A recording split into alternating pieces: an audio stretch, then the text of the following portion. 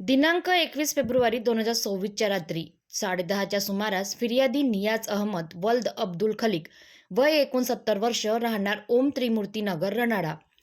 हे त्यांचे मित्र अब्दुल्ला हाई वय 70 वर्ष राहणार सईद नगर यास आपले स्प्लेंडर दुचाकी क्रमांक MH40 BX 9577 मागे बसवून डबल सीट कामठीकडे येत असता Kamthi Kalamna road Bharat petrol pump समोर विरुद्ध दिशेने येणाऱ्या चारचाकी गाडी क्रमांक MH40 CD 3563 चे चालकाने त्यांच्या ताब्यातील वाहन भरधाव वेगाने निष्काळजीपणे व धोकादायकरित्या चालवून फिर्यादीच्या दुचाकीला धडक दिल्याने फिर्यादी जखमी